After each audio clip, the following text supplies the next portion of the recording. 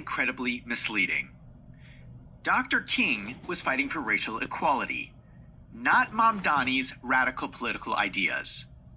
Dr. King gave sermons like Can a Christian Be a Communist?, where he critiqued communism. Here's what Donald Trump had to say. He's not a socialist.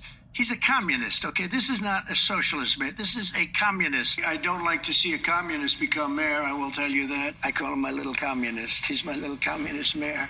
We should never be in a position where we're talking about a communist. We're going to end up with a communist mayor. It's not even believable, my beautiful New York.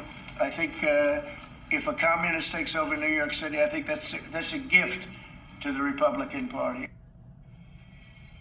Last time you were on this program, you were unequivocal in saying you do not like capitalism. But Trump, just in those remarks there, I counted, called you a communist 8 times. Are you? No.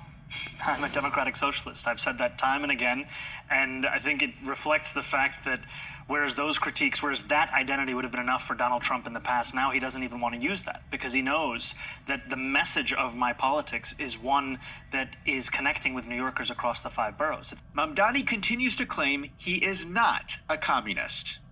He claims he's a democratic socialist. I don't care what label he's trying to use. If all of his ideas are communist, that makes him a communist. Let me show you what they are not telling you about on CNN.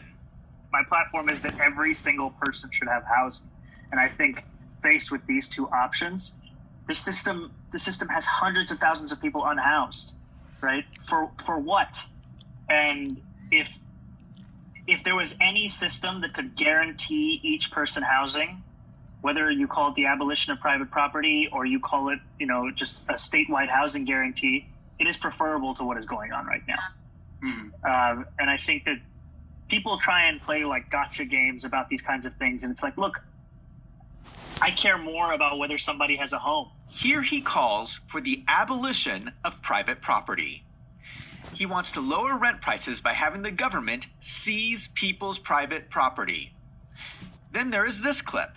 This journey and understanding that it is socialism that we are fighting for this moment right now, right? If we're talking about the cancellation of student debt, if we're talking about Medicare for all, these are issues which have the groundswell of popular support across this country.